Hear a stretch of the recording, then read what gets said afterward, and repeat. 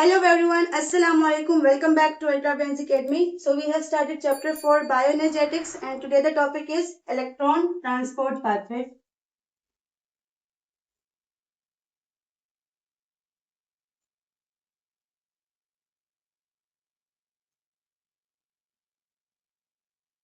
Electron transport pathway या electron transport chain, right, या electron flow chain, कोई भी इसके लिए नाम हो सकता है क्योंकि इसमें बेसिकली होता क्या है, इलेक्ट्रॉन्स की फ्लो होती है।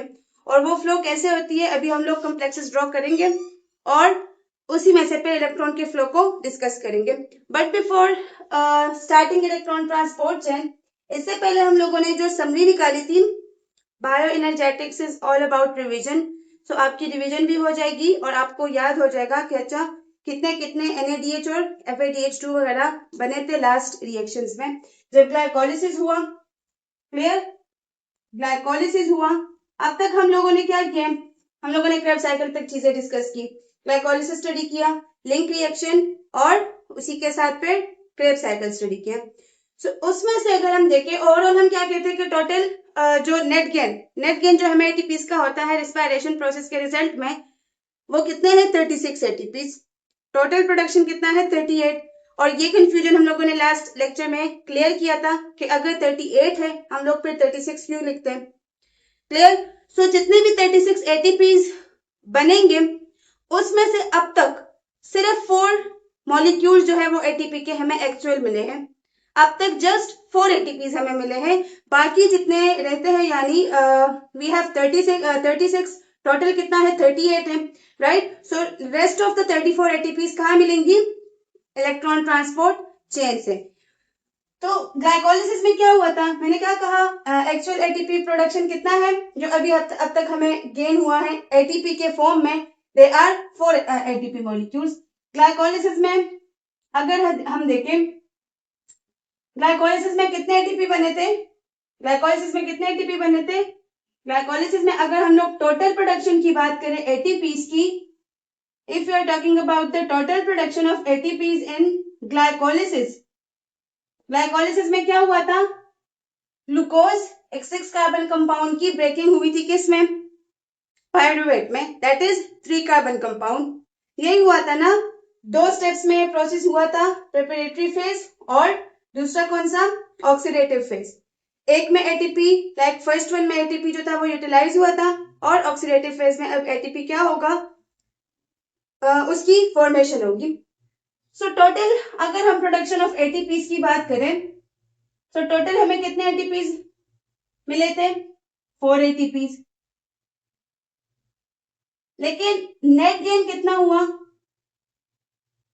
मैं इन चीजों पे इसीलिए फोकस कर रही हूँ क्योंकि ये शायद मैंने पहले भी आपको बताया है, कॉम्पिटिटिव एग्जाम्स में आपसे ऐसे ही क्वेश्चन किए जाते हैं। रिस्पायरेटरी पाथवे में सबस्ट्रेट लेवल ATP कितने बने, कहाँ बने, किस स्टेप में बने, कौन सा कंपाउंड कौन से में कन्वर्ट हो रहा था, तो हमारे पास सबस्ट्रेट लेवल ATP फॉर्मेशन हुई। नेट गेन ATP का ग्लाइकोलिसिस में कितना हुआ, नेट गेन ATP का क्रेव साइकिल में कितना हुआ, टोटल प्रोडक्शन ATP का कितना हुआ, इसी किस्म के क्वेश्चंस आपसे पूछे जाते हैं। इसी वजह से मैं इस पे ज्यादा फोकस करती हूँ। और अगर आप लोग पास्ट पेपर्स देखे भी, क्लियर, अगर कोई MDCAT का एस्पिरेंट देख रहे हैं तो वो पास्ट पेपर को भी सॉल्व कर रहा होगा, आप उसमें से देखे आपको ऐसे ही क्वेश्चन जो है वो दिखाई देंगे। तो टोटल प्रोडक्शन ATPs का कितना था 4, उसके बाद नेट गेन कितना, हमें कितने मिले थे, हमें जस्ट 2 मिले थे क्योंकि 2 ATPs जो थे वो ग्लाइकोलिसिस के प्रोसेस में यूज हुए थे। क्लियर, आप लोगों ने मुझे बताना है कि ATP जो थी वो कहाँ यूज हुई थी। अगर प्रिपरेटरी फेज की बात करें वहां पे तो ATP यूटिलाइज हुए थे, और अगर ऑक्सीडेटिव फेज की बात करें तो वहां पे तो ATP बने थे, लेकिन यूटिलाइजेशन उसकी कहाँ हुई थी, प्रिपरेटरी फेज में। कौन से स्टेप में हुई थी आप लोगों ने मुझे कमेंट सेक्शन में मस्ट बताना है। तो total production 4, net gain 2 ATPs। इसी तरह से अगर हम लोग बात करें NADH की, अगर हम लोग NADH के प्रोडक्शन की बात करें,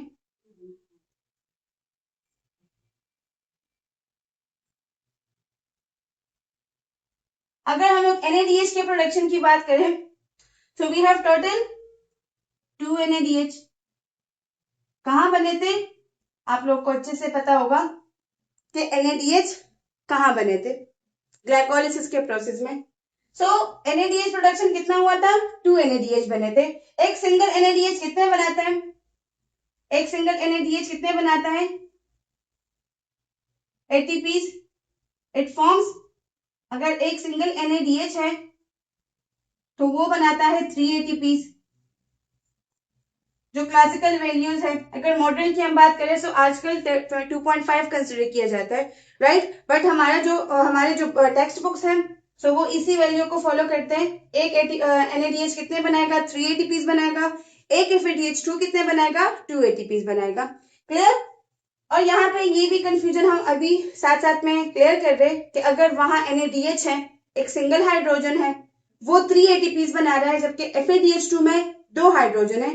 सो इस किस्म की कंफ्यूजन जो है वो स्टूडेंट्स को होती है और इसी कंफ्यूजन की वजह से ही उनको बायोएनर्जेटिक्स का चैप्टर टफ लगता है। हालांकि इसमें अगर ये छोटी छोटी कंफ्यूजन और मिस्टेक्स आप लोग क्लियर कर दें देन बायोएनर्जेटिक्स बहुत इंटरेस्टिंग चैप्टर है। सो NADH की अगर हम बात करें प्रोडक्शन की तो 2 NADH बने। क्लियर। एक NADH कितने बनाएगा, 3 ATPs बनाएगा। सो अगर 2 NADH हुए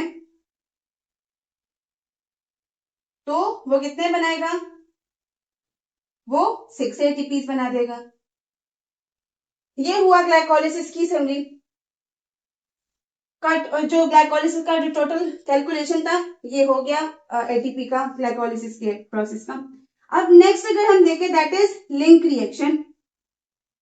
लिंक रिएक्शन भी हम लोगों ने स्टडी किया था, बिल्कुल किया था। उसमें क्या हुआ था, उसमें एसिटाइल को ए बना था और वही एसिटाइल को ए जो था उसने जाके फर्दर फिर क्रेब्स साइकिल को स्टार्ट करवाया, यही हुआ था। अब अगर हम लोग लिंक रिएक्शन में बात करें, थोड़ा सा इसको नीचे कर देंगे फिर इनकी कोलैप्सिंग होगी। अगर लिंक रिएक्शन में हम देखें उसमें NADH कितने बने थे, 2 पायरुवेट बने थे। 2 पायरुवेट से 2 एसिटाइल को ए बने। क्लियर। डायरेक्टली एसिटाइल को ए नहीं बनते, पहले एसिटाइल ग्रुप बनता है उसके बाद फिर कोई उसके साथ बाइंड हो जाता है। सो 2 एसिटाइल को ए 2 पायरुवेट से बने थे। सो single NADH from single molecule, तो वहां कितने बने थे, 2 NADH बने थे। वो 2 NADH जाके कितने ATPs बनाएंगे, 6 ATPs बनाएंगे। और इनसे ATP की प्रोडक्शन होगी कहां पे, इनसे ATP की प्रोडक्शन कहां पे होगी, जो आज का हमारा टॉपिक है इलेक्ट्रॉन ट्रांसपोर्ट चेन में। कहां पे होगी, इलेक्ट्रॉन ट्रांसपोर्ट चेन में, राइट। सो 2 NADH कहां बने, लिंक रिएक्शन में बने। कितने ATPs बनाएंगे, 6 ATPs, 6 ATPs बनाएंगे। अब अगर हम बात करें क्रेब्स साइकिल की,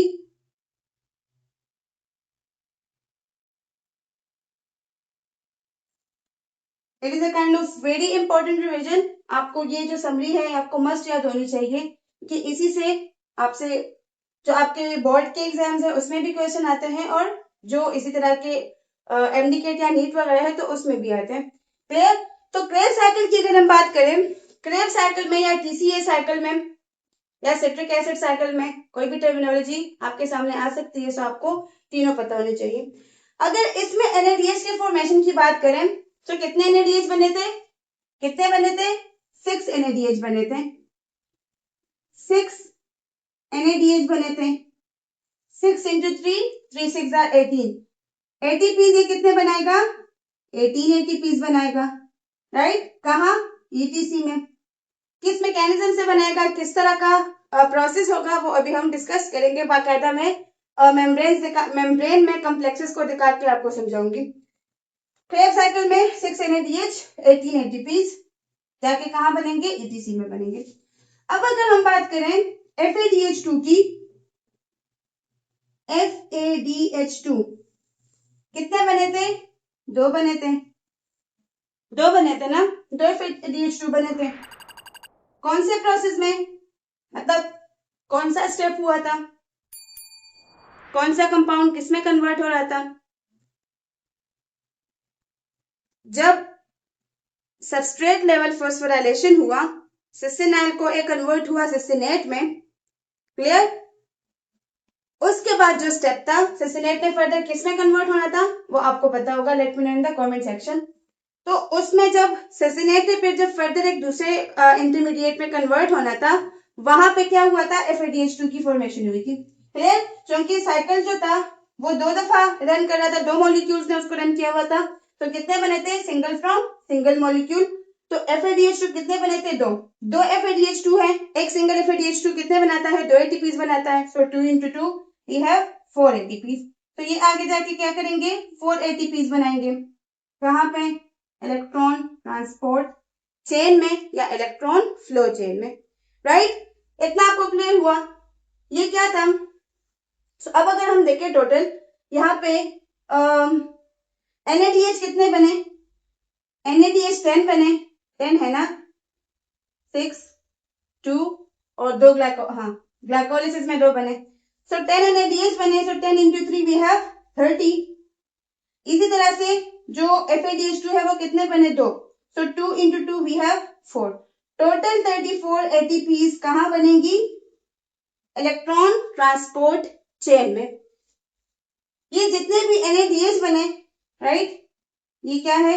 NADH है, ये क्या है? FADH2 है। ये जितने भी बने ये आगे जाके कहाँ इंटर करेंगे? क्रेब्स साइकिल कहाँ चलती है? मैट्रिक्स में चलती है। ग्लाइकोलिसिस कहाँ चलती है? साइटोप्लाज्म में। सो 2 NADH जो साइटोप्लाज्म के थे वो कहाँ? वो उसने भी शिफ्ट होना है, क्लियर? और इसी तरह से जो क्रेब्स साइकिल में NADH और वो सब बने, इन्होंने भी शिफ्ट होना है। कहाँ पे? इनर मेम्ब्रेन ऑफ माइटोकॉन्ड्रिया में। Inner membrane of mitochondria.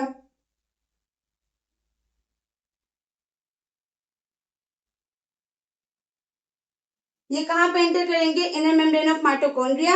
Inner membrane of mitochondria में पूरा सेटअप लगा होता है, कॉम्प्लेक्सेस प्रेजेंट होती है, क्लियर? NADH और FADH2 इनकी ऑक्सीडेशन होगी, NAD FAD+ में कन्वर्ट हो जाएंगे, राइट? और इनके जो हाइड्रोजन हैं इनके साथ आगे क्या होगा वो अभी हम प्रोसेस में डिस्कस करेंगे। सो इतना आप लोग को क्लियर हुआ? ये क्या था? एक ओवरव्यू था, एक रिविजन था ग्लाइकोलिसिस, लिंक रिएक्शन और क्रेब्स साइकिल का। अब इससे आगे हम लोग अपने टॉपिक पे आते हैं, इलेक्ट्रॉन ट्रांसपोर्ट चेन। होपफुली आपको चीजें अच्छे से रिवाइज हो चुकी होंगी।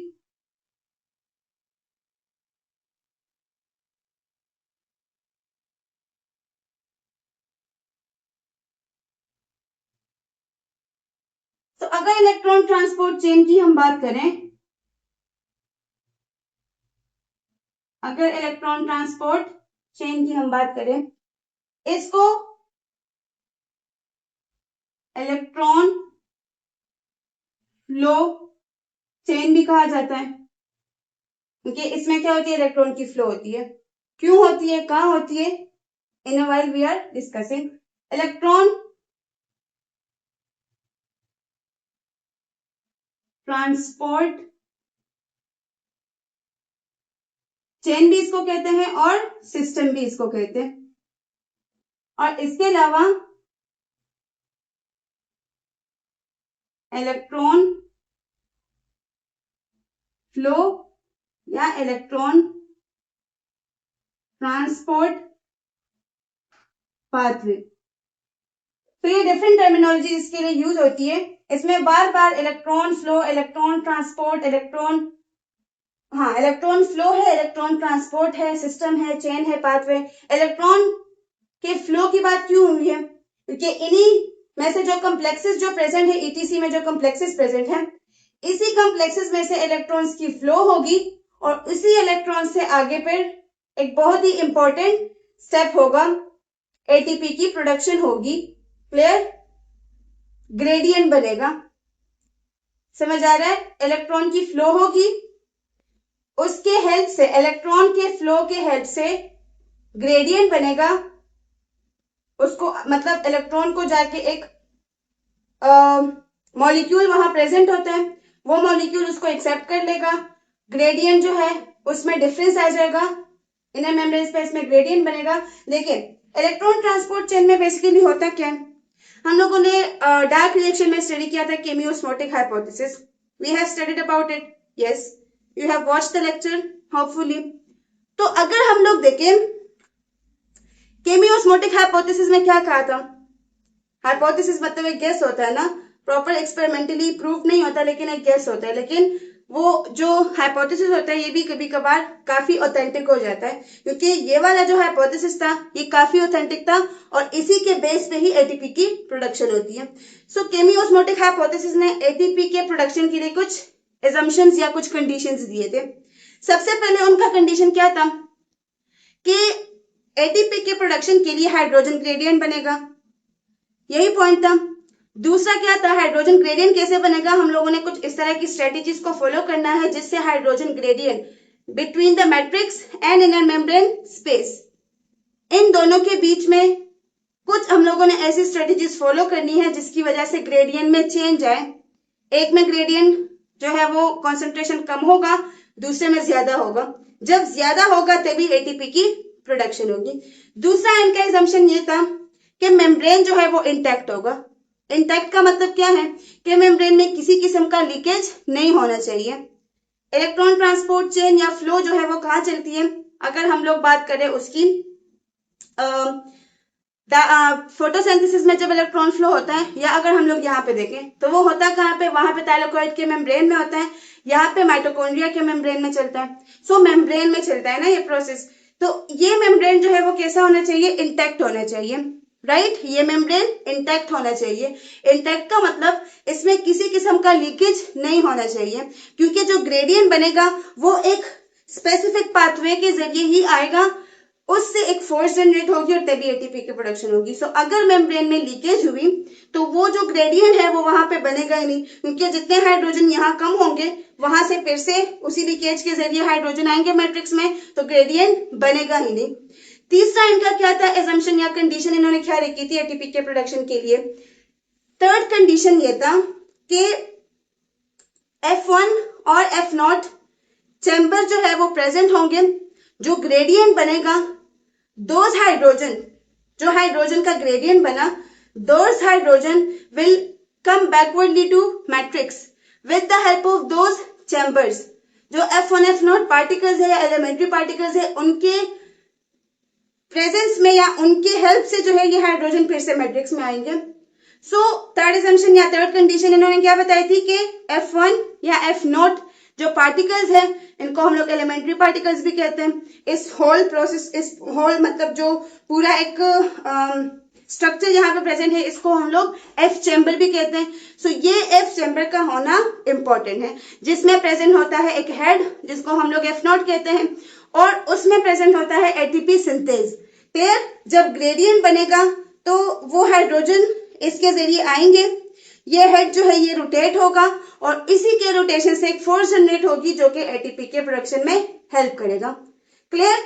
यही चीज होती है इलेक्ट्रॉन ट्रांसपोर्ट चेन में। अब आपको समझ पॉइंट जो है वो आपको क्लियर हुआ। तो केमी-ऑस्मोटिक हाइपोथेसिस के जरिए क्या होगा, 3 कंडीशंस है जो हम लोगों ने लास्ट लेक्चर्स में भी देखी, अभी भी इसको रिवाइज कर दिया। अब उसी को तो कुछ इस तरह से स्ट्रेटेजीज हम लोग लेके आएंगे जिससे क्या हो, ग्रेडियंट बन जाए, इनर मेम्ब्रेन स्पेस में कंसंट्रेशन हाइड्रोजन की ज्यादा हो जाए जबकि मैट्रिक्स में कम हो जाए। क्लियर। यही होता है इलेक्ट्रॉन ट्रांसपोर्ट चेन में। सो इसी वजह से इसको क्या कहते हैं, electron flow chain, electron transport system या इलेक्ट्रॉन फ्लो पाथवे या इलेक्ट्रॉन ट्रांसपोर्ट पाथवे। ये इसके डिफरेंट क्या है, नेम्स है। कहां पे चलती है, इनर मेम्ब्रेन ऑफ माइटोकॉन्ड्रिया। ये आप लोगों को याद रखना बहुत इंपॉर्टेंट है आप लोग के लिए। क्रेब्स साइकिल कहां चलती है, ईटीसी कहां चलता है, और इसके अलावा जो है वो ग्लाइकोलाइसिस कहां चलती है। सो इन तीनों का आपको मस्ट पता होना चाहिए। अगर इलेक्ट्रॉन ट्रांसपोर्ट चेन के लिए हम बात करें सो ग्रेडियंट इनर मेम्ब्रेन स्पेस में चलता है, क्लियर, बनता है। और अगर ओवरऑल हम इलेक्ट्रॉन ट्रांसपोर्ट की बात करें तो ये इनर मेम्ब्रेन में चलता है, किसके, माइटोकॉन्ड्रिया के।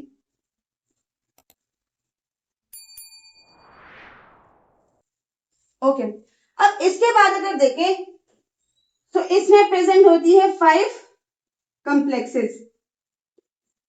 5 कॉम्प्लेक्सेस प्रेजेंट होती है और वो कॉम्प्लेक्सेस क्या है नेचर में, प्रोटीन्स है। सो प्रोटीन्स का इंपॉर्टेंस एक और भी हमें पता चला। क्लियर। के प्रोटीन क्या है, इंपॉर्टेंट बायोमोलिक्यूल्स है। अब तक हमें ये पता था कि प्रोटीन्स जो है ये हमारे एंजाइम्स बनाती है, ऑक्सीजन कैरियर्स बनाते हैं, हीमोग्लोबिन है, मायोग्लोबिन है, उसको बनाते हैं, हार्मोन्स को बनाते हैं, एंटीबॉडीज को बनाते हैं। हमारी बॉडी के जितने भी इंपॉर्टेंट स्ट्रक्चर्स हैं, जो ट्रांसपोर्टर्स है, जो कैरियर्स है, वो कौन बना रहा होता है? प्रोटीन बना रहा होता है। इसी वजह से जब हम कहते हैं ना कि हमारे डीएनए में इंफॉर्मेशन स्टोर्ड है और वो एक जनरेशन से दूसरे जनरेशन में जाती है, सो वो इंफॉर्मेशन बेसिकली प्रोटीन के लिए होती है। और प्रोटीन के लिए क्यों होती है, बाकी किसी बायोमोलिक्यूल के लिए क्यों नहीं? तो उसका रीजन मैंने आपको बता दिया, क्यों? क्योंकि ये इंपॉर्टेंट स्ट्रक्चर जो है वो बॉडी के बनाता है। एनर्जी के काम आना ये काफी बाद में करता है, पहले ये क्या करता है? बॉडी के स्ट्रक्चर्स बनाता है, इंपॉर्टेंट फंक्शंस परफॉर्म करता है। सो उसी के साथ साथ ये पॉइंट है, इससे रिलेटेड वैसे नहीं था, बट मैं हमेशा ही कोशिश करती हूँ कि जो भी पॉइंट है, अगर वो आउट ऑफ टॉपिक भी है, लेकिन अगर थोड़ा बहुत रिलेट कर रहा है, सो फॉर एक्स्ट्रा नॉलेज मैं आप लोग के साथ शेयर करूँ। सो 5 कॉम्प्लेक्सेस हैं, और वो सारे कॉम्प्लेक्सेस क्या है? नेचर में प्रोटीन है। क्लियर? सो प्रोटीन का ये भी हमें एक इंपॉर्टेंस पता चल गया। इसके अलावा अगर हम लोग देखें तो ईटीसी में होता क्या है? NADH प्लस FADH2, इनकी क्या होगी? ऑक्सीडेशन होगी। इनकी क्या होगी? ऑक्सीडेशन। ये अपने इलेक्ट्रॉन्स डोनेट करेंगे और किस में ऑक्सीडाइज होंगे? NAD प्लस में और FAD प्लस में, जो कि आगे जाके फिर से खुद को रिएक्शन के लिए प्रिपेयर करेंगे। And one another most important thing, अब तक हम लोग ऑक्सीडेशन प्रोसेस पढ़ रहे थे। हमने क्या कहा था कि रिस्पायरेशन प्रोसेस क्या है?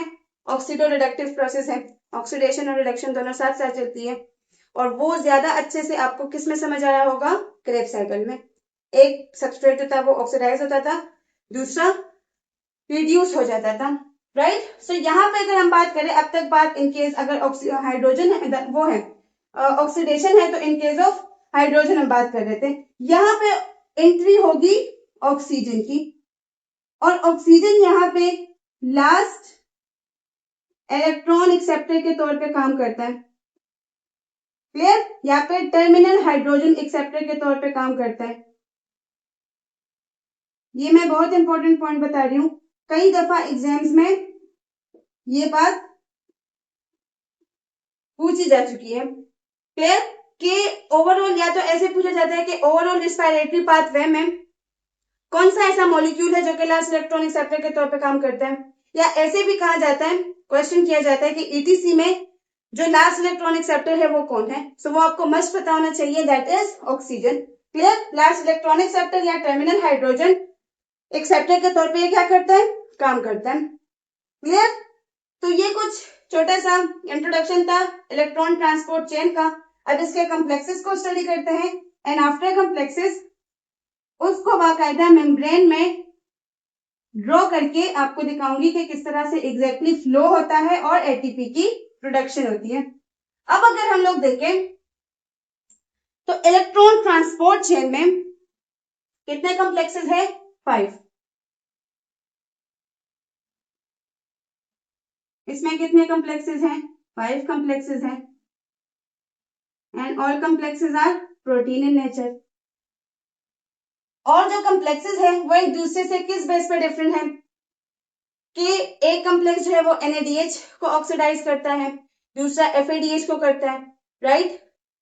इसके अलावा कुछ जो है वो मोबाइल होते हैं तो इलेक्ट्रॉन के फ्लो में हेल्प करते हैं, और लास्ट में जो ATP सिंथेज है F1F नॉट चैम्बर, तो वो क्या करेगा? हाइड्रोजन के ट्रेवल में हेल्प करेगा from inner membrane space to matrix, right? तो 5 कॉम्प्लेक्सेस हैं। फर्स्ट वन क्या है? कॉम्प्लेक्स 1। कॉम्प्लेक्स 1 का नाम क्या है? NADH dehydrogenase complex.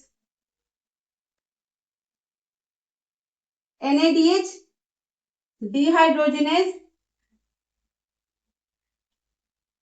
Complex. Clear? NADH dehydrogenase complex.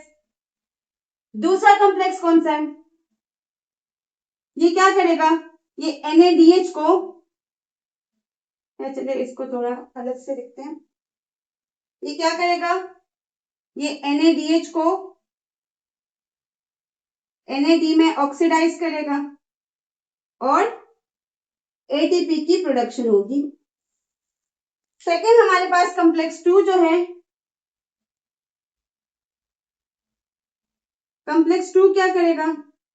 Complex 2 जो है वो अच्छा इसका नाम है ससिनेट डिहाइड्रोजिनेस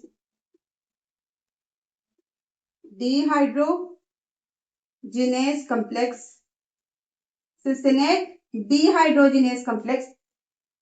यहाँ पे हम लोग को एक्सेप्शन भी स्टडी करेंगे जो हम लोगों ने क्रेब्स साइकिल में मैंने आपसे कहा था कि ईटीसी में ससिनेट डिहाइड्रोजिनेस से रिलेटेड। और एक दूसरा भी यहाँ पे पॉइंट है कि इसमें ये क्या करेगा, ये FADH2 को FAD में ऑक्सीडाइज करेगा और एटीपी की प्रोडक्शन करेगा। लेकिन यहाँ पे क्वेश्चन ये राइज होता है कि अगर इसको NADH डिहाइड्रोजिनेस कॉम्प्लेक्स का नाम दिया जा सकता है, देन इसको हम लोगों ने ससिनेट डिहाइड्रोजिनेस का नाम क्यों दिया? लाइक इसको भी तो FADH2 डिहाइड्रोजिनेस का कॉम्प्लेक्स का नाम दे सकते थे, राइट? यही एक कंफ्यूजन जो है वो आपके ध्यान में आती है। तो इसका रीजन क्या है अभी हम डिस्कस कर रहे हैं, ठीक है। थर्ड कॉम्प्लेक्स कौन सा है?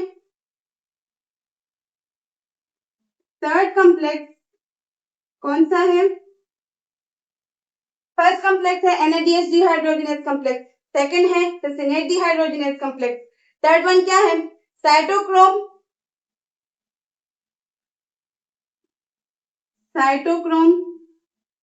अब यहाँ पे अगर हम देखें इसमें साइटोक्रोम B भी प्रेजेंट होता है और C1 भी प्रेजेंट होता है। तो ये क्या बनाता है आगे? Cytochrome BC1 complex, cytochrome BC1 complex, right? ये भी हो गया। कॉम्प्लेक्स 4 का नाम क्या है?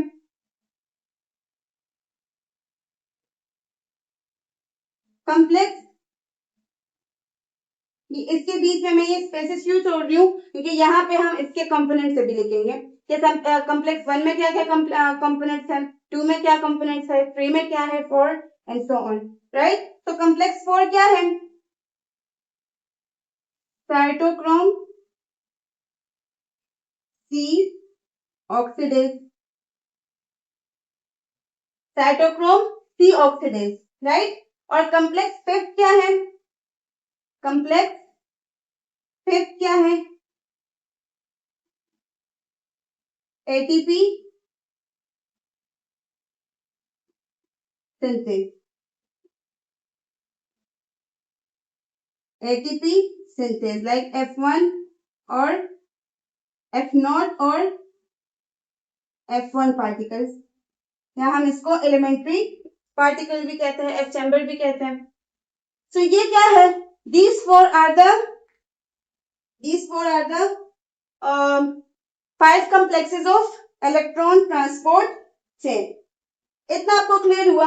अब अगर हम लोग देखें तो क्वेश्चन यहाँ पे क्या आता है?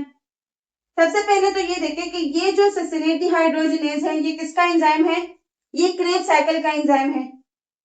This is enzyme of Krebs cycle, वरना वहां पे और भी बहुत सारे थे, वहां और भी थे ना डिफरेंट, सिट्रेस सिंथेस था, अल्फा कीटोग्लूटारेट डिहाइड्रोजिनेज, वो सारे कॉम्प्लेक्सेस थे, एंजाइम्स थे। लेकिन उन सारे एंजाइम्स में से ससिनेट डिहाइड्रोजिनेज जो है वो कॉम्प्लेक्स 2 किसका? इलेक्ट्रॉन ट्रांसपोर्ट चेन के कॉम्प्लेक्स 2 का हिस्सा है, क्योंकि ये जो एंजाइम है ये डुअल नेचर का है, राइट? ये डुअल नेचर का इस सेंस में है कि वहां पे वो क्या करता है, क्रेब साइकिल में अगर हम देखें जब ससिनेट फ्यूमरेट में कन्वर्ट हो रहा था, जब ससिनेट फ्यूमरेट में कन्वर्ट हो रहा था, इस रिएक्शन को कैटेलाइज किसने किया था? इस रिएक्शन को किसने कैटेलाइज किया था? ससिनेट डिहाइड्रोजिनेज ने। तो एक तो इसकी क्या है? कैटेलिटिक प्रॉपर्टी है जो कि नॉर्मली हर एक एंजाइम की होती है। दूसरा यहाँ पे अगर हम लोग ईटीसी में बात करें तो ईटीसी में ये क्या करता है? ईटीसी में ये इलेक्ट्रॉन फ्लो में हेल्प करता है, ये इलेक्ट्रॉन फ्लो में हेल्प करता है। अभी हम डिस्कस करेंगे कि किस तरह से ये इलेक्ट्रॉन के फ्लो में हेल्प करेगा। आप लोग अभी सिर्फ इतना याद रखें कि क्रेब्स साइकिल के सारे एंजाइम्स में से ये वाहिद एंजाइम है जो कि इलेक्ट्रॉन ट्रांसपोर्ट चेन के कॉम्प्लेक्स 2, बल्कि ये क्या करता है, ये पूरा फिजिकल, इसका पूरा फिजिकल पार्ट है, क्लियर, कॉम्प्लेक्स 2 का। तो ये क्रेब्स साइकिल के एंजाइम्स का वाहिद एंजाइम है जो कि ईटीसी में भी प्रेजेंट है, क्योंकि इसका नेचर क्या है, डुअल है। ये एक जो है तो कैटालिटिक प्रॉपर्टीज की है, दूसरा क्या है कि ये इलेक्ट्रॉन फ्लो में हेल्प करते हैं, क्लियर। सो इसका नेचर क्या है, डुअल है, इसी वजह से ये क्रेब्स साइकिल में भी यूज होता है, जबकि वहां पे कैटालिटिक प्रॉपर्टी शो करता है, यहाँ पे क्या करता है, इलेक्ट्रॉन के फ्लो में हेल्प करता है। ये एक कंफ्यूजन क्लियर। दूसरा अगर हम लोग देखें NADH डिहाइड्रोजनेस कॉम्प्लेक्स, लेकिन यहाँ पे FADH2 डिहाइड्रोजनेस कॉम्प्लेक्स हम नहीं कह सकते, क्यों, यहाँ पे हम लोग ससिनेट डिहाइड्रोजनेस कॉम्प्लेक्स कहते हैं। सबसे पहले तो ये याद रखें कि जो ससिनेट डिहाइड्रोजनेस कॉम्प्लेक्स है ये पूरा फिजिकली, ये पूरा क्या करता है, ये फिजिकली ही बना देता है किसको, कॉम्प्लेक्स 2 को, क्लियर। ये यहाँ पे जो हम कहते हैं कि कॉम्प्लेक्स 2, तो ये कॉम्प्लेक्स 2 जो है ना, ये बाकायदा फिजिकली यहाँ पे ये फिजिकल रोल भी प्ले कर रहा है, ये कॉम्प्लेक्स 2 को फिजिकल बाकायदा बना रहा है इलेक्ट्रॉन ट्रांसपोर्ट चेन में, क्लियर। अब अगर हम NADH और FADH2 के बीच देखें, तो NADH क्या करता है, ये इलेक्ट्रॉन्स को डोनेट करता है, NADH कॉम्प्लेक्स 1 में है ना, सो ये एक्सटर्नल इलेक्ट्रॉन डोनर है। NADH क्या है, NADH क्या है, एक्सटर्नल इलेक्ट्रॉन डोनर है। ये एक्सटर्नली क्या करता है, इलेक्ट्रॉन्स जो है वो डोनेट करता है कॉम्प्लेक्स 1 को, मतलब ये यहाँ पे ये कैसे काम करता है, यहाँ पे ये इलेक्ट्रॉन्स को डोनेट कर रहा है, यहाँ पे ये इलेक्ट्रॉन्स को डोनेट कर रहा है, NAD में ऑक्सीडाइज हो रहे हैं, राइट। यहाँ पे ये सबस्ट्रेट के तौर पे काम कर रहा है एंजाइम के लिए, जो कॉम्प्लेक्स 1 के एंजाइम्स है ये उनके लिए सबस्ट्रेट के तौर पे काम कर रहे हैं, एक्सटर्नली ही अपने इलेक्ट्रॉन जो है वो किसको दे रहे हैं, कॉम्प्लेक्स 1 को। बट अगर हम बात करें FADH2 की, अगर हम बात करें FADH2 की, सो अगर FAD है या फिर FADH2 है, ये कॉम्प्लेक्स 1 के जो कॉम्प्लेक्स 2 के जो एंजाइम है, यानी जो ससिनेट डिहाइड्रोजनेस कॉम्प्लेक्स है, कॉम्प्लेक्स 2 का एंजाइम कौन सा है, ससिनेट डिहाइड्रोजनेस कॉम्प्लेक्स, ये दोनों इसके लिए एज अ कोफैक्टर काम करते हैं। FAD या FADH2 ये दोनों क्या करते हैं, ससिनेट डिहाइड्रोजनेस कॉम्प्लेक्स के लिए एज अ कोफैक्टर काम करते हैं, सबस्ट्रेट के तौर पे काम नहीं करते, क्लियर। एंजाइम का चैप्टर आप लोगों ने पढ़ा है, सबस्ट्रेट इन चीजों की आपको अच्छे से क्लियरेंस होगी। तो ये FAD या FADH2 ससिनेट डिहाइड्रोजनेस के लिए कॉम्प्लेक्स 2 के एंजाइम के लिए कोफैक्टर के तौर पे काम करते हैं, लेकिन NADH क्या कर रहा है, ये सबस्ट्रेट के तौर पे काम कर रही है, एक्सटर्नली ही इलेक्ट्रॉन्स डोनेट कर रहा है, इसी वजह से हम उसको NADH डिहाइड्रोजनेस कह सकते हैं। लेकिन यहाँ पे काम कौन कर रहा है, ससिनेट डिहाइड्रोजनेस, राइट। FADH2 या FAD जस्ट उसके लिए कोफैक्टर के तौर पे काम कर रहे हैं, इसी वजह से हम इसको ससिनेट डिहाइड्रोजनेस कॉम्प्लेक्स कहते हैं, FAD या FADH2 डिहाइड्रोजनेस कॉम्प्लेक्स इसको नहीं कह सकते, क्लियर। मतलब इनके बीच अगर हम लोग मेन डिफरेंस देखें, तो मेन डिफरेंस क्या है कि कॉम्प्लेक्स 2 का जो प्राइमरी सबस्ट्रेट है वो ससिनेट है, जो कॉम्प्लेक्स 2 का प्राइमरी सबस्ट्रेट है वो क्या है, वो ससिनेट है। जब ससिनेट फ्यूमरेट में कन्वर्ट हो रहा था तब हमारे पास FADH2 बना था ना। सो यहाँ पे जो प्राइमरी सबस्ट्रेट के तौर पे काम करता है कॉम्प्लेक्स 2 के लिए वो क्या है, वो ससिनेट है, कोफैक्टर के तौर पे FADH2 या FAD जो है वो काम कर रहे होते हैं। सो FADH2 या FAD जो है वो यहाँ पे सबस्ट्रेट के तौर पे काम नहीं कर रहे, बल्कि ये एंजाइम के लिए, कॉम्प्लेक्स 2 के एंजाइम के लिए कोफैक्टर के तौर पे काम कर रहे। अब आपको होपफुली अच्छे से क्लियर हो चुका होगा। सिंपल ये देखें कि NADH2 जो है वो यहाँ पे इसके एंजाइम के लिए सबस्ट्रेट के तौर पे काम कर रहा है, क्लियर। यहाँ पे ये जो है ये एज अ कोफैक्टर के तौर पे काम कर रहा है, तो उसको हम लोग NADH डिहाइड्रोजनेस कह सकते हैं, जबकि इसको FADH2 डिहाइड्रोजनेस नहीं कह सकते, इसको हम लोग क्या कहेंगे, ससिनेट डिहाइड्रोजनेस कॉम्प्लेक्स, क्योंकि ससिनेट भी इसका क्या है, मेन सबस्ट्रेट है या प्राइमरी सबस्ट्रेट है। होपफुली आपको अच्छे से क्लियर हो चुका होगा। अब बात करते हैं, स्टिल अगर कोई कंफ्यूजन है you can ask me in the comment section. अब अगर हम लोग इसके कंपोनेंट्स की बात करें, अगर हम लोग इसके कंपोनेंट्स की बात करें तो सबसे पहले क्या होता है, सबसे पहले कॉम्प्लेक्स 1 है NADH dehydrogenase complex, NADH dehydrogenase complex. यहाँ पे क्या क्या प्रेजेंट होता है, पता नहीं इसका सर कहाँ हो रहा है। कॉम्प्लेक्स 1 क्या है, ये रहा कॉम्प्लेक्स 1 जो है that is NADH dehydrogenase complex. इसमें कौन कौन से कंपोनेंट प्रेजेंट होंगे, इसमें कंपोनेंट्स जो प्रेजेंट है that is iron sulphur complex, clear, iron sulphur complex हम, और दूसरा क्या प्रेजेंट होता है, flavin mononucleotide, flavin mononucleotide, flavin mononucleotide जो कि सिंपली क्या है FMN।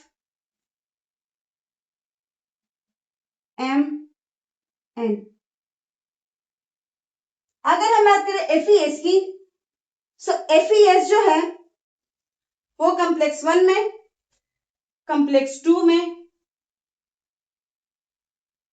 कॉम्प्लेक्स 2 में और कॉम्प्लेक्स 3 में, इन तीनों में कॉमनली प्रेजेंट है। FES क्या है, iron sulphur complex, iron sulphur complex. इसके अलावा अगर हम लोग इसमें देखें, कॉम्प्लेक्स 2 में देखें, तो कॉम्प्लेक्स 2 में क्या है, फ्लेविन एडेनिन डाइन्यूक्लियोटाइड। अब ये क्या है, अभी मैं आपको बता रही हूँ, flavin adenine dinucleotide,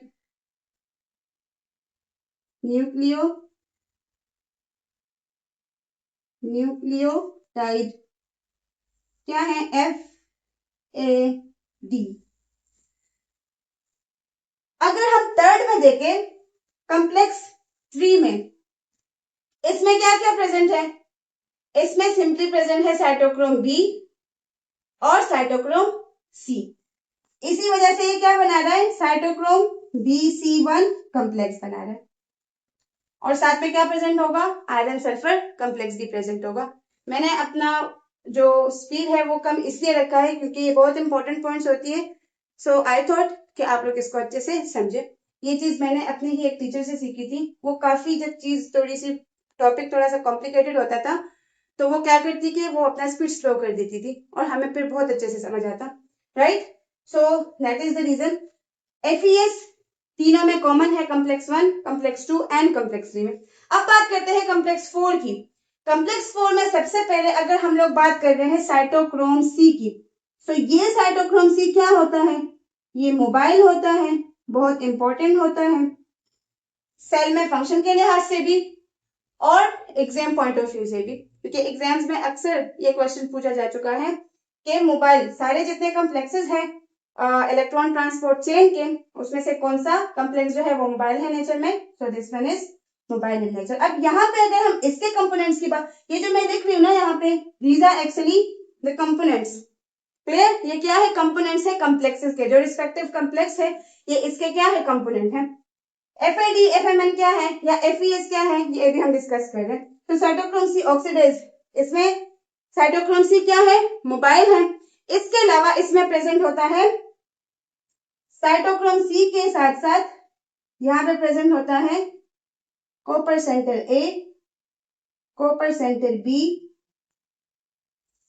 cytochrome A और cytochrome A3, clear, cytochrome A, cytochrome A3, copper centre A, copper centre B, these are the components of complex 4। और हम बात करें complex 5 की, तो उसको हम लोग डायग्राम में ही समझेंगे, it doesn't have further any components। अब यहाँ पे अगर हम लोग देखें, सबसे पहले बात करते हैं FES, जो कि इन तीनों में क्या है, कॉमन है। इसका नाम क्या है, आयरन सल्फर कॉम्प्लेक्स, इसका नाम क्या है, आयरन सल्फर कॉम्प्लेक्स। अगर हम यहाँ पे बात करें आयरन की, तो आयरन क्या करता है, ये टेम्परेरी इलेक्ट्रॉन्स को होल्ड कर रहा है। सबसे पहले तो ये देखें कि ये सब क्या है, FES flavin mononucleotide FMN, FES है फ्लेविन एडेनिन डाइन्यूक्लियोटाइड है, कॉपर सेंटर ए है, कॉपर सेंटर बी है, साइटोक्रोम ए, साइटोक्रोम ए3, ये सारे इलेक्ट्रॉन एक्सेप्टर्स या इलेक्ट्रॉन कैरियर्स हैं। हम जो कह रहे हैं ना कि इलेक्ट्रॉन ट्रांसपोर्ट चेन में क्या और इलेक्ट्रॉन फ्लो हो रहा है, सो वो फ्लो इन्हीं के हेल्प से होगा। क्लियर? इसमें कुछ मुश्किल या कुछ कोई रॉकेट साइंस वाला कॉन्सेप्ट नहीं है। यहाँ पे सिंपल क्या है, these are the electron acceptors, electron carriers. Clear? जिनके जरिए क्या होगा, इलेक्ट्रॉन फ्लो होगा। तो ये आपको क्लियर हुआ। अब ये अगर इलेक्ट्रॉन वो है एक्सेप्टर है, तो इसके पास क्या होंगे, इलेक्ट्रॉन्स होंगे। तो इन इलेक्ट्रॉन को आयरन क्या करता है, टेम्परेली होल्ड करता है, जबकि सल्फर क्या करता है, सल्फर इस कॉम्प्लेक्स में इस आयरन की स्टेबिलिटी के लिए प्रेजेंट होता है। ये सल्फर क्या करता है, यहाँ पे जो मेन कैरियर्स है ना important, that is iron and copper. Clear? Sulphur यहाँ पे आयरन के साथ क्यों प्रेजेंट है, क्योंकि ये इस कॉम्प्लेक्स में क्या कर रहा है, इस आयरन को स्टेबल रख रहा है, इसको स्टेबिलिटी प्रोवाइड कर रहा है। इसी वजह से इसके साथ क्या प्रेजेंट है, सल्फर प्रेजेंट है। राइट? और फ्लेविन मोनोन्यूक्लियोटाइड क्या है, फ्लेविन मोनोन्यूक्लियोटाइड अगर हम इसके शॉर्टकट को ही देखें तो ये FMN, अगर इन केस ऑफ कॉम्प्लेक्स 1 हम बात करें तो this is first electron acceptor, this is first electron acceptor. Right? Similarly अगर यहाँ पे हम लोग FAD की बात करें तो in case of complex 2 this one is the first electron acceptor, first electron acceptor. ये बहुत इंपॉर्टेंट पॉइंट्स है, बहुत इंपॉर्टेंट पॉइंट्स है, आप लोगों ने इसको याद रखना है। इसके अलावा अगर हम लोग देखें तो साइटोक्रोम BC1 कॉम्प्लेक्स है, FeS का आपको क्लियर हुआ। कॉम्प्लेक्स 4 में साइटोक्रोम C ऑक्सीडेज क्या है, मोबाइल है। ये वो मैं एग्जाम पॉइंट्स आप लोग के साथ शेयर कर दी हूँ, सो इसको आप लोगों ने इस पे फोकस करना है। अब यहाँ पे अगर देखें कॉम्प्लेक्स C में फर्स्ट इलेक्ट्रॉन एक्सेप्टर कौन है, copper centre A। Copper centre A जो है वो क्या है, फर्स्ट इलेक्ट्रॉन एक्सेप्टर।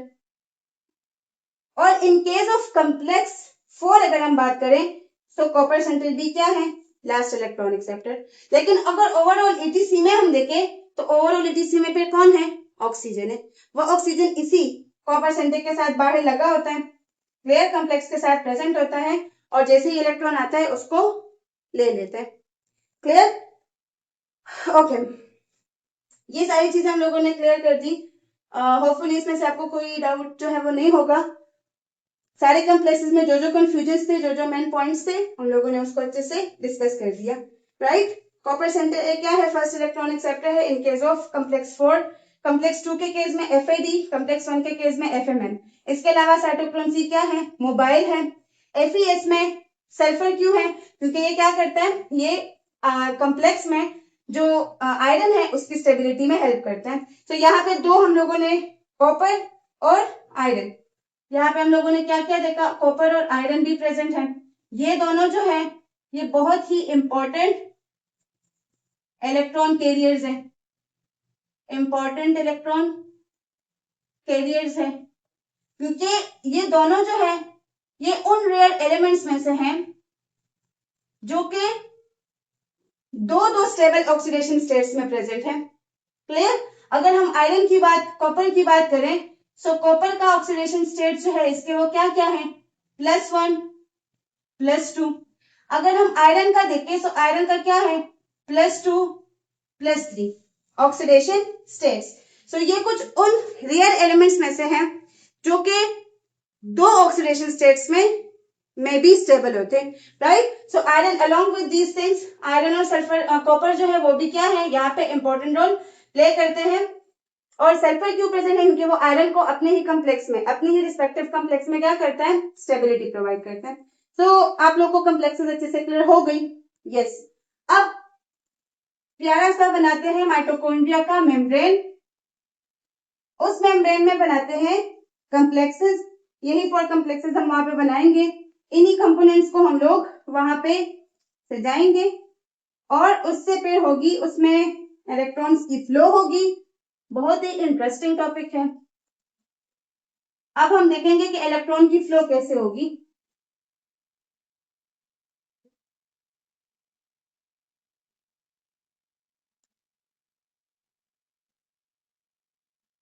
इलेक्ट्रॉन की फ्लो कैसे होगी? तो चलिए माइटोकॉन्ड्रिया का मेम्ब्रेन बनाते हैं और उस मेम्ब्रेन में क्या करते हैं, उसमें कॉम्प्लेक्सेस बनाते हैं और उस कॉम्प्लेक्सेस में किस तरह से फ्लो होगी उसको डिस्कस करते हैं। क्लियर? तो चलिए मेम्ब्रेन को बनाते हैं। ये जितना मैं आप लोग के साथ ना क्यूरियोसिटी के साथ इस चैप्टर को डिस्कस करती हूँ, व्हेन आई वाज स्टूडेंट मुझे भी ऐसा लगता था कि बायोएनर्जेटिक्स बहुत मुश्किल चैप्टर है और ये मुझे समझ नहीं आएगा। एंड यू नो व्हाट, मैंने इसको एग्जाम्स के लिए भी छोड़ दिया था, but that was my good luck कि उस ईयर जो था एग्जाम में बायोएनर्जेटिक्स से कुछ भी नहीं आया था। बट जब मैं एमडीकेट के लिए प्रिपरेशन कर रही थी, then I came to know कि बायो एनर्जेटिक्स से ज्यादा इंटरेस्टिंग चैप्टर दूसरा कोई है ही नहीं पूरे बायोलॉजी में, राइट? बायो एनर्जेटिक्स, इनहेरिटेंस, ये बहुत इंटरेस्टिंग चैप्टर्स है, लेकिन अगर आप इसके कॉन्सेप्ट को समझेंगे, it's all about concept game. बहुत से स्टूडेंट्स ये इमेजिन मतलब कंसिडर करते हैं कि बायोलॉजी में कॉन्सेप्ट्स नहीं है, biology is all cramming, but ऐसी बात नहीं है। बायोलॉजी में भी बहुत इंटरेस्टिंग कॉन्सेप्ट्स जो है वो छुपे हुए हैं और आपका काम क्या है उसको, उन सारे कॉन्सेप्ट्स को अनलॉक करना। तभी बायोलॉजी में भी बहुत अच्छे अच्छे कॉन्सेप्ट जो है वो प्रेजेंट है। और बायोएनर्जेटिक्स, इनहेरिटेंस, ये चैप्टर्स जो आपको इतने मुश्किल लगते हैं, इसमें मुश्किल का कुछ नहीं है, they are very very much easy and interesting, right? तो चलिए बनाते हैं माइटोकॉन्ड्रिया के मेम्ब्रेन को।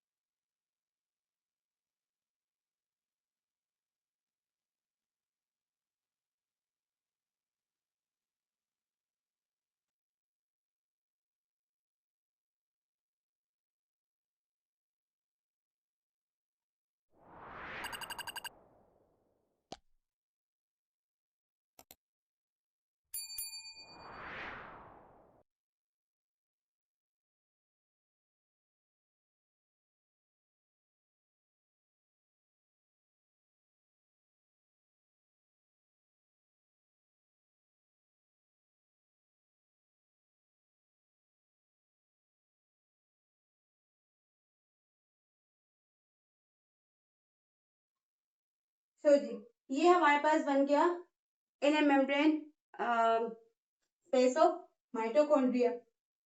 ये इनर मेम्ब्रेन है, क्लियर? ये इनर मेम्ब्रेन स्पेस होगा और इसी के साथ यहाँ पे अगर हम ड्रॉ करें रफली, तो ये क्या है? Outer membrane. ये आउटर मेम्ब्रेन है और ये inner membrane, inner membrane space है, राइट? ये बात याद रखिए, यहाँ पे क्या होगा? ग्रेडियंट बनेगा, क्लियर? और ये प्रेजेंट है हमारे पास 4 5 कॉम्प्लेक्सेस, क्लियर? मैंने इसीलिए हम लोगों ने लाइव सेशन में वैसे नॉर्मल मैंने ड्रॉ किया था, यहाँ पे इसलिए ऐसे ड्रॉ किया ताकि आप लोग को समझने में और भी आसानी हो जाए। मेम्ब्रेन है तो डबल लेयर्ड होगा, क्योंकि ये बात रॉबर्टसन ने बताई थी जब हम लोग सेल मेम्ब्रेन को डिस्कस कर रहे थे कि जितने भी हमारे बॉडी के अंदर स्ट्रक्चर्स हैं उनके जो मेम्ब्रेन्स हैं वो मेम्ब्रेन्स क्या है, डबल लेयर्ड है। क्लियर, 2 लेयर्स के बने हुए हैं। तो ये हुआ हमारा माइटोकॉन्ड्रिया का इनर मेम्ब्रेन, ये इनर मेम्ब्रेन स्पेस और ये आउटर मेम्ब्रेन, और इस आउटर मेम्ब्रेन से बाहर फिर क्या होगा, साइटोप्लाज्म। सो होपफुली आप लोग को डायग्राम अच्छे से समझ आ चुका होगा। अब ये कौन सा कॉम्प्लेक्स है, ये क्या है, दिस इज मैट्रिक्स। अब हमारा पर्पस क्या है, हमने यहाँ पे हाइड्रोजन कंसंट्रेशन को कम करना है। क्लियर, यहाँ पे हाइड्रोजन कंसंट्रेशन को ज्यादा करना है। क्लियर, यहाँ पे कम करना है और वहां पे, यहाँ पे भी दूसरा एरो बना देते हैं। क्लियर, तो ये मैट्रिक्स है, ये इनर मेम्ब्रेन स्पेस है। यहाँ पे हाइड्रोजन हम लोगों ने इंक्रीज करना है ग्रेडियंट, यहाँ पे कम करना है। कुछ ऐसे स्ट्रेटेजीज लेके आएंगे जिससे यहाँ पे कम हो जाए, वहां पे ज्यादा हो जाए। राइट, अब अगर हम लोग इसके सेटअप की बात करें, ये कौन सा कॉम्प्लेक्स है, दिस इज कॉम्प्लेक्स 1।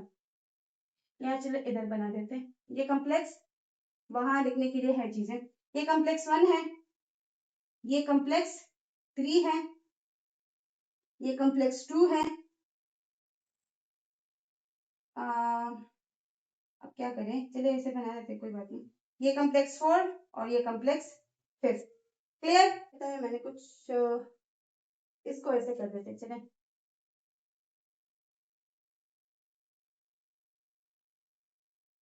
ये हुआ FES। क्लियर, और ये हुआ FMN। सेम यहाँ पे भी ये क्या है,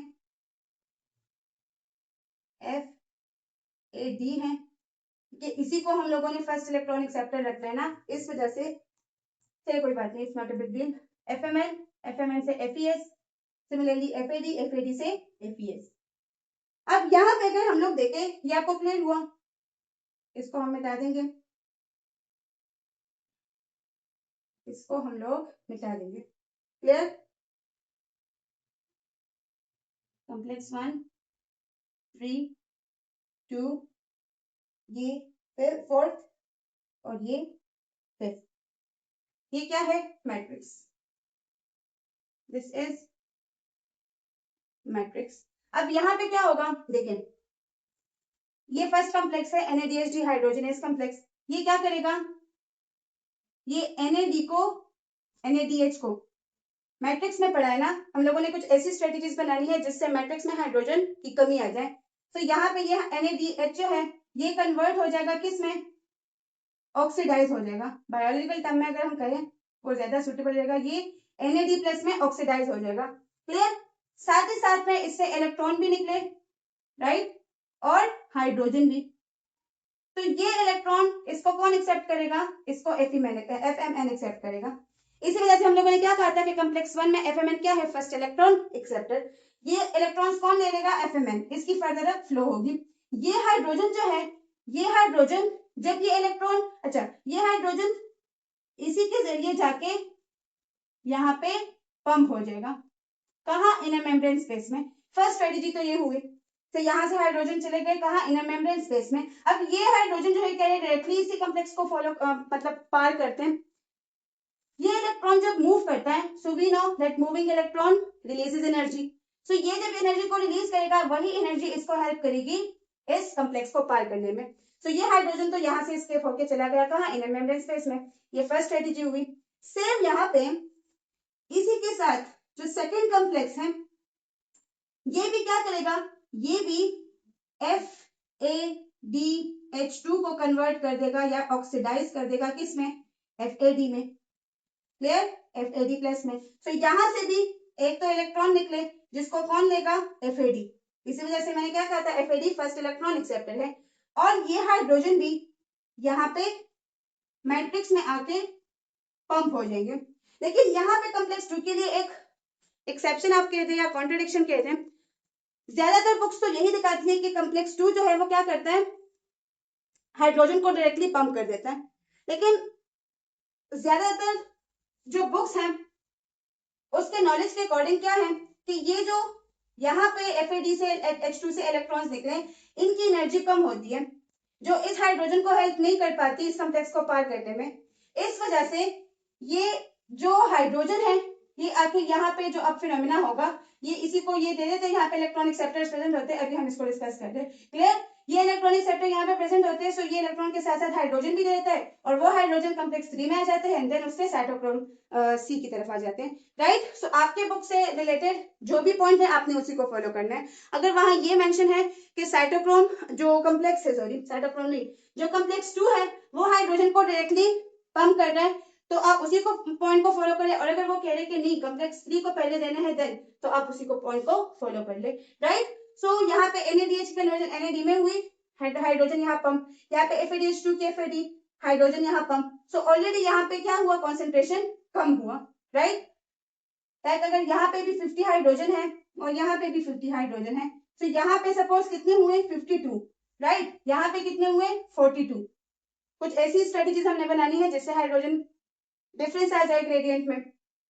अब होगा क्या, इसके पास भी इलेक्ट्रॉन, इसके पास भी इलेक्ट्रॉन। अब इस इलेक्ट्रॉन की फर्दर यहाँ पे फ्लो कैसे होगी, जब हम कहते हैं ना इलेक्ट्रॉन ट्रांसपोर्ट फ्लो, वो फ्लो कैसे होगी देखें। डार्क रिएक्शन में जो वो था केमियोस्मोटिक हाइपोथेसिस जो था, उसमें क्या हुआ था, प्लास्टोक्विनोन कन्वर्ट हुआ था प्लास्टोक्विनोल में, और वो रीजन सब आपको याद होगा। यहाँ पे भी प्रेजेंट होता है क्या, यहाँ पे प्रेजेंट होता है यूबिक्विनोन, यूबिक्विनोन। ये यूबिक्विनोन कन्वर्ट हो जाता है यूबिक्विनोल में। मैंने क्या कहा, यूबिक्विनोन जो है ये किसमें कन्वर्ट हो जाता है, यूबिक्विनोल में। क्लियर? सो यहाँ पे जो यूबिक्विनोल है ये क्या है, इलेक्ट्रॉन एक्सेप्टर है या इलेक्ट्रॉन कैरियर है, या इलेक्ट्रॉन क्या है, कैरियर है। लेकिन यहाँ पे इसका काम जस्ट इलेक्ट्रॉन एक्सेप्ट करना या कैरी करना नहीं है, बल्कि उसके साथ साथ ग्रेडियंट बनाने में भी हेल्प करता है। H प्लस ग्रेडियंट फॉर्मेशन में भी ये क्या करता है, हेल्प करता है। राइट? सो ये क्या करेगा, ये पहले यूबिक्विनोन था, ये यूबिक्विनोल में कन्वर्ट हो जाएगा, इलेक्ट्रॉन्स यहाँ से एक्सेप्ट करेगा, जबकि हाइड्रोजन ये जो यूबिक्विनोन कन्वर्ट हुआ यूबिक्विनोल में, ये हाइड्रोजन ये कहां से लेगा, ये मैंने क्या लिखा, ये हाइड्रोजन ये कहां से लेगा, ये हाइड्रोजन ये मैट्रिक्स से लेगा, ऑलरेडी लिखा जा चुका है, ये हाइड्रोजन ये मैट्रिक्स से लेगा। सो ये थर्ड स्ट्रेटेजी हुई कि यहाँ पे हाइड्रोजन फिर से कम हो गए। क्लियर? यहाँ पे हाइड्रोजन फिर से कम हो गए। अब ये यूबिक्विनोन में कन्वर्ट हो, ये फिर से यूबिक्विनोन में कन्वर्ट हो जाएगा, ये फिर से यूबिक्विनोन में कन्वर्ट हो जाएगा। क्लियर?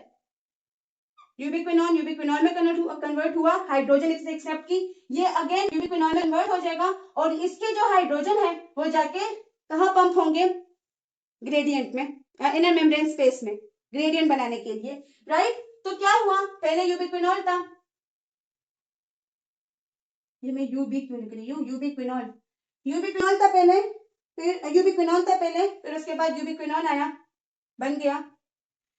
तो ये अपने हाइड्रोजन और जो अपने वो है क्या है, अपने हाइड्रोजन और अपने इलेक्ट्रॉन्स किसको देगा, साइटोक्रोम बी को दे देगा। ये अपने इलेक्ट्रॉन और हाइड्रोजन किसको देगा, साइटोक्रोम बी को। क्लियर? मुझे लगता है मैंने ये भी जो है थोड़े गड़बड़ की है, चलिए देखते हैं आगे। यूबिक्विनोन में कन्वर्ट हो जाएगा। राइट? सो इसके इलेक्ट्रॉन्स किसके पास है, साइटोक्रोम बी के पास है। सेम यहाँ पे होगा, सेम यहाँ पे होगा, एपीएस ने इलेक्ट्रॉन्स दिए, ये जाके किसको देगा, यूबिक्विनोल को, यूबिक्विनोल कन्वर्ट हो जाएगा यूबिक्विनोल में, और ये अपने हाइड्रोजन, ठीक है मैंने कहा था ना ये ऐसे नहीं होगा, यूबिक्विनोल देन हाइड्रोजन एक्सेप्ट करके यूबिक्विनोल, और ये अपने इलेक्ट्रॉन्स किसको दे देगा, और हाइड्रोजन साइटोक्रोम बी को। क्लियर? तो ये साइटोक्रोम बी जो है, ये जो यहाँ पे मैंने लिखा है साइटोक्रोम सी, ये यहाँ पे नहीं आ रहा,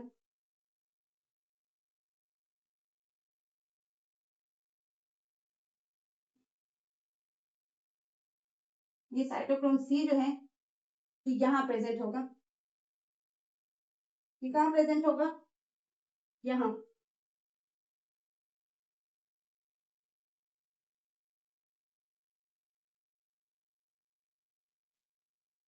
ये साइटोक्रोम सी कहाँ प्रेजेंट होगा, यहाँ पे, राइट। और सेम ये भी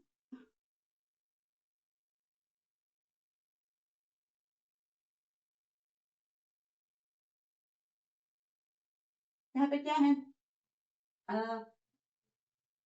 साइटोक्रोम बी, नहीं सॉरी C1, और यहाँ पे साइटोक्रोम बी होगा, राइट। यहाँ से इलेक्ट्रॉन आएगा यूबिक्विनोन, देन यूबिक्विनोल, और देन यहाँ पे इसको ले लेगा साइटोक्रोम बी को। सॉरी फॉर द कंफ्यूजन, फिर इतनी बड़ी कोई वो नहीं थी, जस्ट ये कंपोनेंट्स थे ये थोड़े इधर उधर हुए थे, ठीक है। तो ये एपीएस किसको देगा, यूबिक्विनोन को, देन यूबिक्विनोल ये अपने हाइड्रोजन इलेक्ट्रॉन साइटोक्रोम बी को दे देगा। यहाँ से इलेक्ट्रॉन की फ्लो कैसे होगी, और सेम यहाँ पे भी, अब ये देखिए ये कहाँ आ रहा है, ऐसे, ये अपने इलेक्ट्रॉन जो है और हाइड्रोजन किसको देगा, इसको। इलेक्ट्रॉन की फ्लो होगी और जो हाइड्रोजन है तो वो जाके किस में पंप होंगे, इनर मेम्ब्रेन स्पेस में, राइट। तो सेम यहाँ पे भी और वहां पे, दोनों में क्या हुआ, सेम फिनोमेना।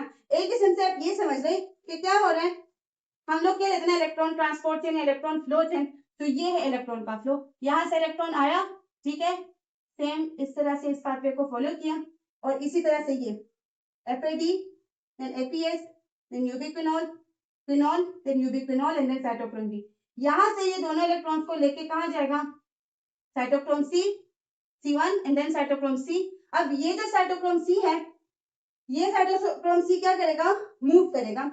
ये मूव करेगा कहाँ, ये मूव करेगा यहाँ पे, ये यहाँ पे मूव करेगा,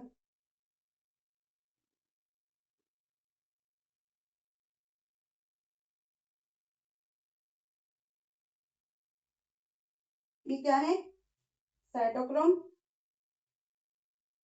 C। मैंने आपसे कहा था ना ये मोबाइल होता है। होपफुली आपको कंफ्यूजन क्लियर हो चुकी होगी, बस बनाने में वो थोड़ा सा हो गया क्योंकि इनर मेम्ब्रेन स्पेस यही था और मैट्रिक्स यही था ना, सो वो चीजें मैट्रिक्स वाली इनर मेम्ब्रेन में बन गई और मेम्ब्रेन वाली मैट्रिक्स से। साइटोक्रोम सी है, ये साइटोक्रोम सी क्या करेगा, ये साइटोक्रोम सी अपने इलेक्ट्रॉन्स किसको देगा, कॉपर सेंटर ए को, कॉपर सेंटर ए के बाद cytochrome A, then cytochrome A3, then copper centre B, right. उसको कौन लेगा, copper centre A, then cytochrome A, then cytochrome A3, then copper centre. इसी के साथ यहाँ पे क्या प्रेजेंट होगा, आपने होपफुली नोट कर भी दिया हो, क्योंकि ग्रेडियंट जो है वो हमने कहाँ बनाना है, इनर मेम्ब्रेन स्पेस में। तो अगर इनर मेम्ब्रेन स्पेस में हाइड्रोजन ऑक्सीजन उसको लेगा और वाटर बनाएगा तो यहाँ पे तो कम हो गया, क्लियर। तो ये ऑक्सीजन क्या करेगा, यहाँ पे जो ऑक्सीजन प्रेजेंट है ये ऑक्सीजन ऑक्सीजन हो जाएगा, क्लियर। उसी के साथ साथ सॉरी, उसी के साथ साथ इलेक्ट्रॉन होंगे दो जो कि इस फ्लो के जरिए आए, और दो हाइड्रोजन ये कहाँ से लेगा, मैट्रिक्स से। लेट मी चेक आउट कि आपको नजर आ रहा है कि नहीं, ओके। तो ऑक्सीजन इलेक्ट्रॉन इस फ्लो के जरिए आए और हाइड्रोजन ये कहाँ से लेगा, मैट्रिक्स से लेगा। तो ये फोर्थ कंडीशन ऐसे हमने दिया कि यहाँ पे फिर से इसने क्या किया, इसने वाटर की फॉर्मेशन की, इसने वाटर की फॉर्मेशन की और हाइड्रोजन फिर से इसने किससे लिए, ग्रेडियंट से लिए, क्लियर। तो यहाँ पे क्या हुआ, फिर से ग्रेडियंट हाइड्रोजन जो है वो कम हो गया। अब यहाँ पे जो इनर मेम्ब्रेन स्पेस है इसमें हाइड्रोजन की कंसंट्रेशन क्या है, ज्यादा है, क्लियर। यहाँ पे हाइड्रोजन की कंसंट्रेशन ज्यादा है, ये इनर मेम्ब्रेन स्पेस है ना पूरा। तो ये कॉमन नेचर का फिनोमेना है, क्लियर है ना हर एक चीज। तो कॉमनली अगर हम देखें नेचर में क्या होता है कि हाई कॉन्सेंट्रेशन से लो कॉन्सेंट्रेशन की तरफ चीजें मूव करती है, राइट। तो सेम चीज क्या होगी, यहाँ पे भी होगी।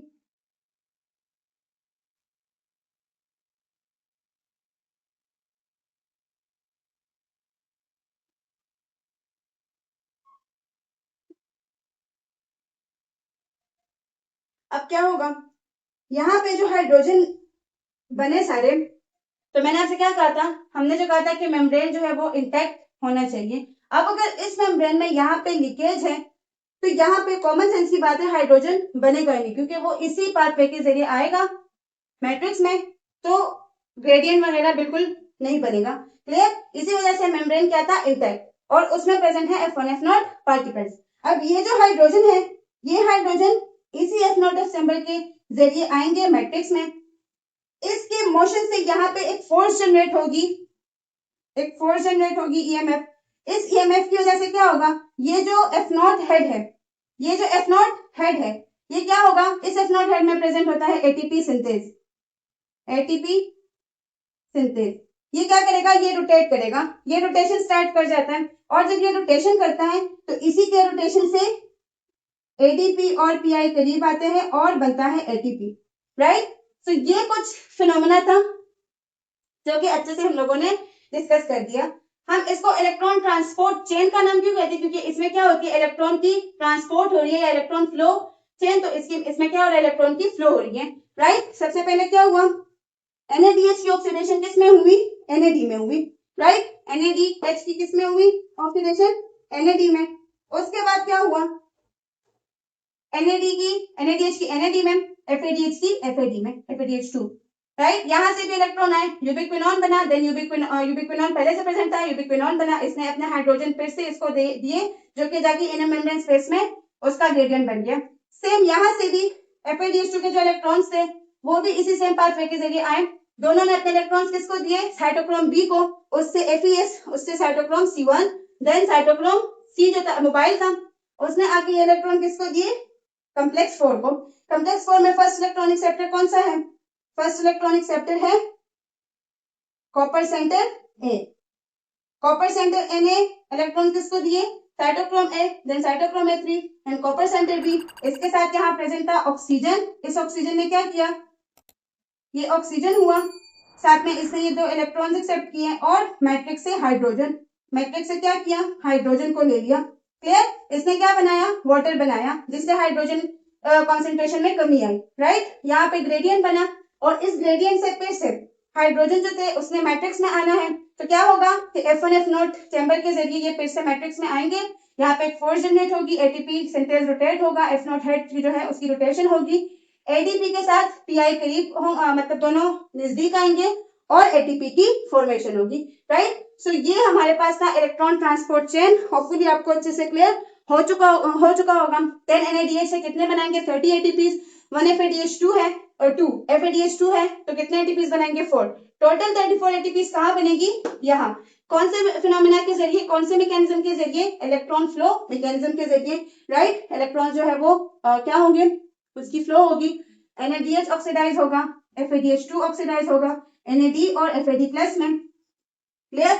और यहाँ पे प्रेजेंट ये जो FeS FMN ये सारे हैं, मैंने आपसे कहा इसमें कंफ्यूजन की कोई बात नहीं है, these are just electrons acceptors, electron carriers, clear. और जो इसका मतलब एक किस्म से जो स्ट्रक्चर मैंने बनाया है, जो कंफ्यूजन थी वो आपको अच्छे से क्लियर हो चुकी होगी। इस तरह से हमने इसको ड्रॉ करना है, लेकिन ये फोकस करना है, मेरा पर्पज यही था कि आप लोग को मेम्ब्रेन में दिखा के बना के दिखाऊं, ताकि आप उसी को इमेजिन करके एटीपी प्रोडक्शन लाइक उसको आप इमेजिन करो कि अच्छा अगर ये मेम्ब्रेन होगा, वरना हम लोग नेक्स्ट सेशन में इस तरह नॉर्मल बनाया था, क्लियर, इसी तरह नॉर्मल सा हमने बनाया था, तो इस वजह से मैंने इसमें बनाने की कोशिश की ताकि आपको चीज जो है वो अच्छे से क्लियर हो जाए, आप उसको इमेजिन कर सके। Biology is all about imagination, diagrams आपके सामने उस तरह से पेश होंगी तो आप उसको अच्छे से इमेजिन करोगे और आप उस प्रोसेस को और भी अच्छे से समझोगे, right. So this is all about electron transport chain, hopefully आपको अच्छे से क्लियर हो चुका होगा। ये कुछ इंपॉर्टेंट पॉइंट्स याद रखें, ग्रेडियंट कहाँ बनेगा, इनर मेम्ब्रेन स्पेस में बनेगा, राइट। हमने कुछ ऐसे स्ट्रेटेजीज अपनानी है जिसकी वजह से मैट्रिक्स में हाइड्रोजन कम हो जाए, इनर मेम्ब्रेन स्पेस में ज्यादा हो जाए, एटीपी की प्रोडक्शन मैट्रिक्स में ही होगी, ग्रेडियंट कहाँ बनेगा, इनर मेम्ब्रेन स्पेस में, और फिर F1 F0 चैम्बर के जरिए आएंगे, यहाँ पे फोर्स जनरेट होगी और उस फोर्स से एडीपी और पीआई करीब आएंगे और एटीपी की प्रोडक्शन होगी। दूसरा क्या था, NADH और FADH की ऑक्सीडेशन होगी, NADH और FADH2 जो डिहाइड्रोजनस कॉम्प्लेक्सेस थे वहां पे हम लोगों ने सिस्टेनेट यूज किया था, सो वो कंफ्यूजन भी हमने दूर कर दी। और इसके अलावा इलेक्ट्रॉन ट्रांसपोर्ट चेन के रिलेटेड आप लोग ये बात याद रखो कि इसके कॉम्प्लेक्सेस सारे क्या है नेचर में, प्रोटीन्स हैं। इसमें लास्ट इलेक्ट्रॉन एक्सेप्टर के तौर पे कौन काम करता है, ऑक्सीजन करता है। रिस्पेक्टिव कॉम्प्लेक्सेस में से फर्स्ट इलेक्ट्रॉन एक्सेप्टर कौन है, in case of complex 1 FMN है, flavin mononucleotide. In case of complex 2 कौन है, flavin adenine dinucleotide. And in case of complex 4 क्या है, कॉपर सेंटर ए। लास्ट इलेक्ट्रॉन एक्सेप्टर कौन है, ऑक्सीजन। और ये आपको क्लियर हो चुका होगा कि इसको हम लोगों ने लास्ट इलेक्ट्रॉन एक्सेप्टर का नाम क्यों दिया, क्योंकि जितने भी यहाँ से इलेक्ट्रॉन्स आ रहे थे, राइट, यहाँ से आए और यहाँ से ये सारे मूव कर गए, और साइटोक्रोम सी जो कि मोबाइल था, तो ये भी आपको क्लियर हुआ कि क्यों मोबाइल है, क्यों मूव कर रहा है। इसने आके किसको दिए, first electron acceptor of complex 4 copper centre A को, और लास्ट में copper centre B. And then जो इलेक्ट्रॉन था वो लास्ट में किसको मिला, ऑक्सीजन को मिला। अगर हम लोग डार्क रिएक्शन में देखें केमियोस्मोटिक हाइपोथेसिस में, राइट, तो वहां पे क्या था, वहां पे उस H2O की स्प्लिटिंग हुई थी, वो भी किस पर्पस के लिए, ग्रेडियंट बनाने के लिए। लेकिन यहाँ पे क्या होगा, यहाँ पे जो है यहाँ पे H2O की फॉर्मेशन होगी, लेकिन दोनों का पर्पस क्या होगा, सेम होगा, और वो है ग्रेडियंट बनाना। तो होपफुली आपको अच्छे से क्लियर हो चुका होगा EPC का टॉपिक। अगर कोई डाउट है let me know in the comment section, I will be there to answer you. और बाकी अगर आप लोग को, if you people think that these lectures are not wasting your time and these are beneficial for you, so share it, subscribe the channel, comment post किया करें, feedback भी दिया करें, questions भी किया करें, it works as an encouragement for us। और बाकी जो है अल्ट्रा ब्रेन्स एकेडमी के साथ कनेक्ट रहें, इसको अपने फ्रेंड्स के साथ शेयर करें ताकि उन लोगों को भी अच्छे लेक्चर्स मिले। वैसे तो खैर यूट्यूब पे काफी अच्छे लेक्चर्स हैं, but I try my best कि आपके साथ जो नॉलेज है वो अच्छे तरीके से शेयर कर दूं। क्लियर? तो अपना बहुत सारा ख्याल रखिए, पढ़ाई करते रहे और अपने माँ बाप का नाम रोशन कीजिए। Thank you very much.